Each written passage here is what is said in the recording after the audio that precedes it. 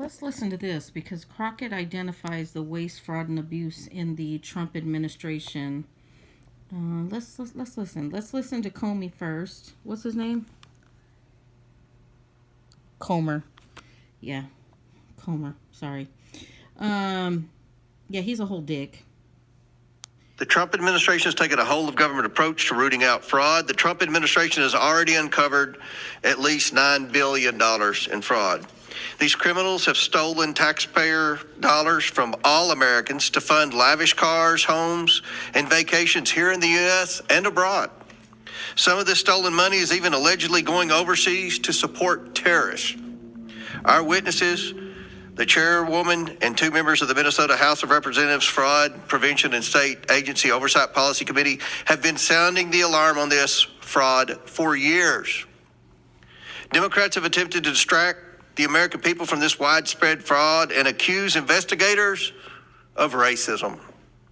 This should not be a partisan issue, but they clearly do not take this issue seriously. Texas Rep and Senate candidate Jasmine Crockett wasn't about to let Republicans talk about fraud without bringing some receipts. I just have one quick question. I have not been here the entire hearing, but I don't think this question has been posed for each of you, and we can start at the far end. Do you believe that all Somalis are engaged in fraud? I do not, and I'd like to... Okay, just yes or no. Some personal injury lawyers talk about less fee, but when you read the fine print, you'll discover... I do not, and I'd like to... Okay, just yes or no. Next. Of course not. Oh, absolutely not. We have good Somali people in our state. Okay.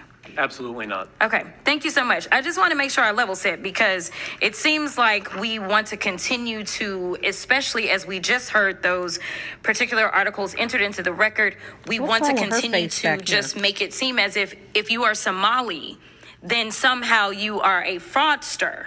And this administration has decided that it wants a target on their backs. And so when my colleague, Ms. Randall, decided that she wanted to talk about the threats that are being made towards various Somali people, the reason she brought it up is because this particular side of the aisle has a tendency of if one person does something bad, especially if they are an immigrant, then we are going to cast aside that entire community. So I wanted to level set, and I appreciate your honesty because that's something that we very rarely get from our colleagues on the other side of the aisle.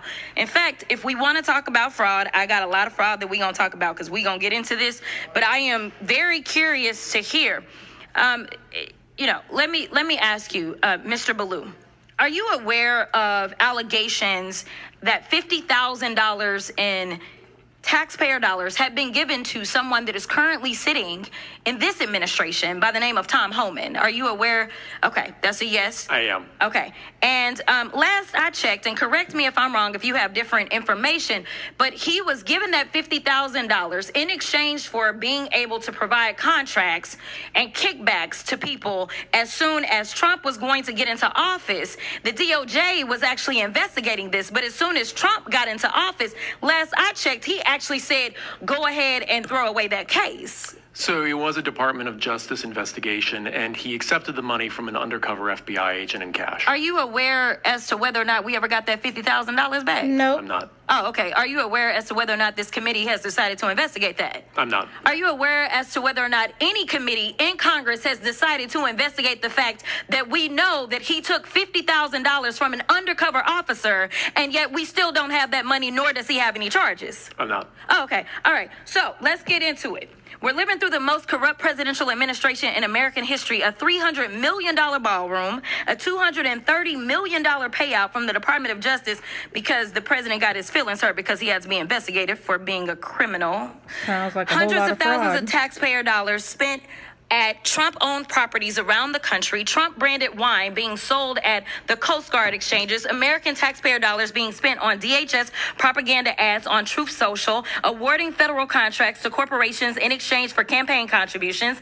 Kash Patel flew his girlfriend around the country on a multi-million-dollar jet that taxpayers paid for. Kristi Noem gave companies she's affiliated with hundreds of millions of tax dollars, then went out and spent another $200 million on two private jets for her travel. For 12 months, this administration has been taking billions of taxpayer dollars from American people and have been giving it away to their own companies in the form of tax cuts, government contracts, or other government-funded Corruption. subsidies. So Congress has a role in getting rid of fraud. I will admit that. And fraud. In any federally funded government program. However, I think the fraud that the American people are concerned about is that the Republicans are taking away Americans' health care so that ultra billionaires can get more tax cuts. The real fraud is the dehumanization and demonization of the working class Americans and immigrants to distract folks away from corporate socialism that's happening because of the Republicans. So this is truly the definition of throwing away